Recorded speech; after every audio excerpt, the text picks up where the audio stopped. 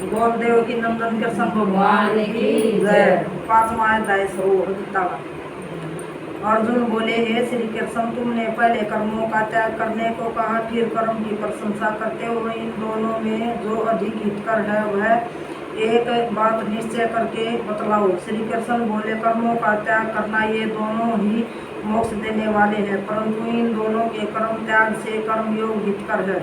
जो किसी से द्वेष नहीं रखता, न किसी पदार्थ की इच्छा करता है, वह सन्यासी है। ऐसा पुरुष संसार के बंधनों से छूट जाता है।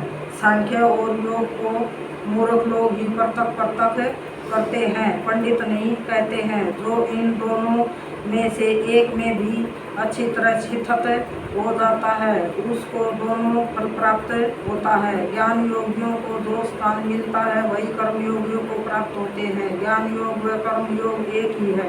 कर्मयोग के बिना संन्यास का प्राप्त होना दुष्कर है। कर्म करने वाले मुनिजन को ब्रह्मा प्राप्त होने में विलंब नहीं लगता। कर्म योग युक्त शुद्ध अनुकरण वाला मन तथा इंद्रियों को जीतने वाला, संपूर्ण प्राणियों में अपनी आत्मा देखने वाला, कर्म करता हुआ भी कर्म फल से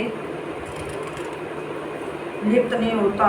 योग युक्त तत्वेता पुरुष देखते हैं, सुनते हैं, स्पर्श करते हैं, सूंघते हैं, खाते हैं, चलते हैं, सांस लेते हैं, तो भी ये नहीं मानते कि मैं कुछ नहीं करता। वे बोलते हैं, त्यागते हैं, ग्रहण करते हैं, परंतु यही मानते हैं कि मैं कुछ नहीं करता। और यह मन में धारण करते हैं कि इंद्रियां अपने अपने विषयों में बरतती हैं। जो प्राणी ब्रह्मा में अप्रण कर संसार को त्याग कर कर्म करता है, वह पाप में लिप्त नहीं होता। जैसे कमल पत्थर पर जल नहीं ठहरता, योगी जन शरीर से, मन से, बुद्धि से तथा इंद्रियों की आसक्ति से रहित होकर आत्म शुद्धि के निमित्त कर्म करते हैं। योग युक्त पुरुष कर्म फल त्याग कर मोक्ष रूप शांति का लाभ करता है, और जो योग रहित है वह कर्म की इच्छा के बंधन में पड़ जाता है।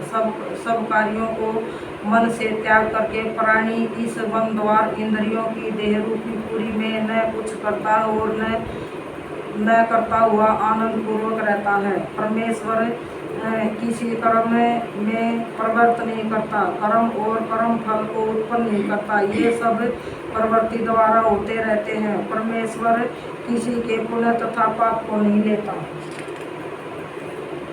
ज्ञान जो है ज्ञान से आच्छादित है, उसमें जीव मोह को प्राप्त नहीं हो जाते, परंतु आत्मज्ञान के द्वारा जिनका ज्ञान नष्ट हो गया है, उनका वह आत्मज्ञान परमेश्वर के रूप को ऐसा भाषित करता है जिस प्रकार सूर्य संपूर्ण संसार को प्रकाशित कर देता है। उसी परमात्मा में जिसकी बुद्धि शिथिल है और उसी में मन लगाते हैं, उसी में निष्ठा रखते हैं, और जो सदा उसी के ध्यान में लगते हैं, ज्ञान द्वारा सब पाप नष्ट हो गए हैं। वे इस संसार में नहीं जन्मते।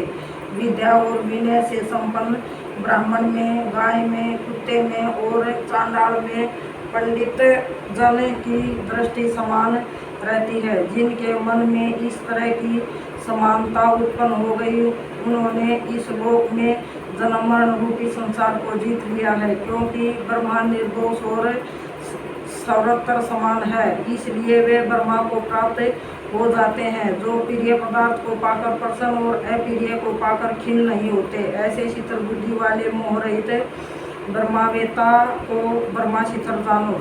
बाहरी पदार्थों में जो चित्त को आसक्त नहीं होने देता, वही आत्म सुख का अनुभव करता है और ब्रह्मा में अंतकरण को मिला अक्षय सुख मोक्ष प्राप्त करता है। वे इंद्रियों के स्पर्श से जो भोग देते हैं वे वस्तुतः दुखदायी होते हैं, उनका आदि भी है और अंत भी है।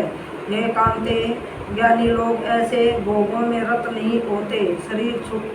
शरीर छूटने से पहले जो मनुष्य काम और क्रोध के वेग को सहन करने में समर्थ होता है, वह योगी और सच्चा सुखी है। जो योगी आत्म सुख से सुखी, अंतरात्मा के आनंद से आनंदित और अंतर्ज्योति से ही प्रकाशित है, वह ब्रह्मरूप होकर ब्रह्मांडी निर्वाण मोक्ष को प्राप्त होता है। पाप जिसके नष्ट हो गए हैं, कुबुद्धि दूर हो गई है, मन को जिन्होंने वश में कर लिया है, जीव मात्र का जो हित चाहते हैं, ऐसे योगी को ब्रह्मा निर्वाण प्राप्त होता है। काम तथा क्रोध जिनमें नहीं है, मन के वेग को जिसने रोक लिया है, ऐसे आत्मज्ञानी योगियों को ब्रह्मा निर्वाण सहज ही प्राप्त हो जाता है। बाहरी पदार्थों के संयोग से अलग रहकर दोनों भुवों के बीच में दृष्टि लाकर नासिक के भीतर चलने वाले प्राण अपान वायु को सम करके इंद्रियां, मन और बुद्धि को वश में करके इच्छा, भय तथा क्रोध को त्याग मोक्ष की इच्छा करने वाले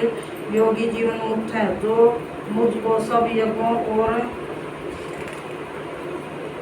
तपों को भोक्ता, संपूर्ण लोकों का स्वामी और सब प्राणियों का मित्र जानते हैं, उन्हीं को शांति प्राप्त होती है।